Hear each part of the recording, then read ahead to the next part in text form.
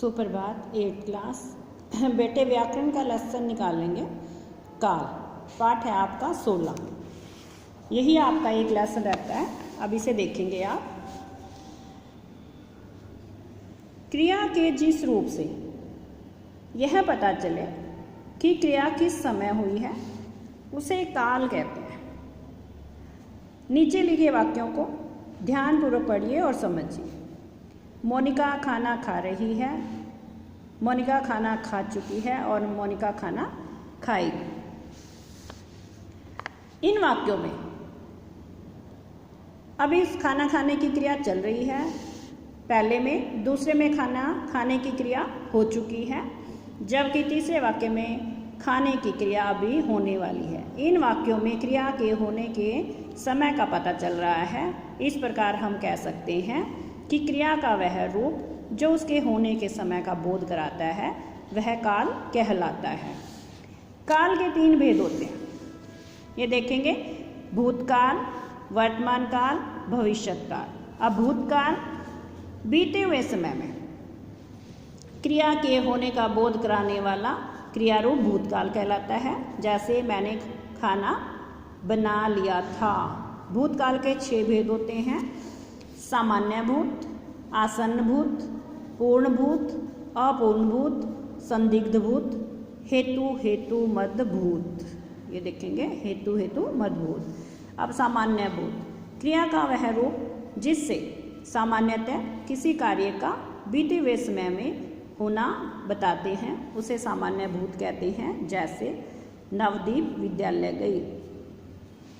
फिर आपका आसन्न भूत क्रिया के जिस रूप से किसी कार्य का अभी भी समाप्त होने का बोध हो उसे हम आसन्न भूत कहते हैं। जैसे माँ ने खाना बनाया है।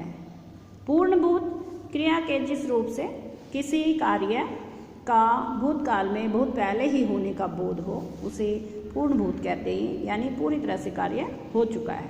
मोहित चित्र बना चुका था।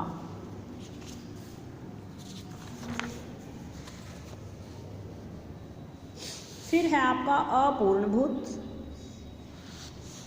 क्रिया के जिस रूप से किसी कार्य के भूतकाल में शुरू होने किंतु समाप्ति का पता न होने की सूचना मिले उसे अपूर्ण भूत कहते हैं।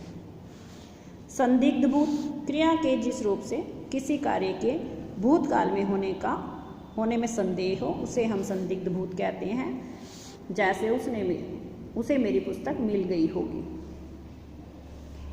हेतु हेतु मद भूत क्रिया के जिस रूप से किसी कार्य का भूतकाल में दूसरी क्रिया पर निर्भर होने का ज्ञान हो उसे हेतु हेतु मद भूत कहते हैं।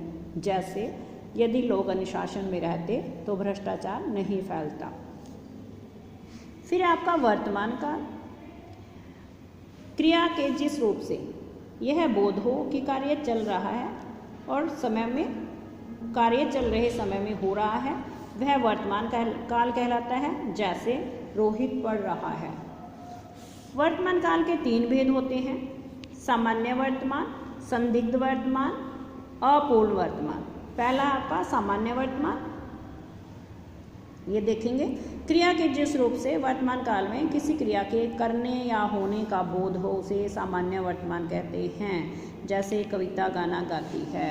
संदिग्ध वर्तमान क्रिया के जिस रूप से किसी काल के वर्तमान काल में होने में संदेह पाया जाए उसे संदिग्ध वर्तमान काल कहते हैं। जैसे हर्ष सो रहा होगा। अपूर्ण वर्तमान क्रिया के जिस रूप से यह बोध हो कि कार्य वर्तमान काल में आरंभ होकर अभी जारी है उसे अपूर्ण वर्तमान कहते हैं।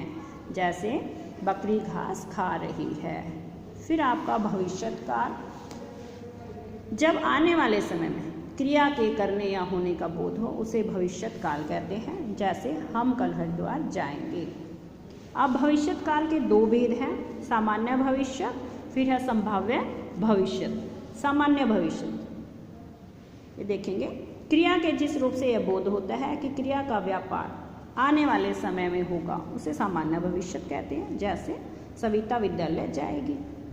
संभाव्य भविष्य क्रिया के जिस रूप से भविष्य काल में किसी कार्य के होने में संदेह पाया जाए उसे संभाव्य भविष्य कहते हैं। जैसे शायद हम कल जयपुर जाएं।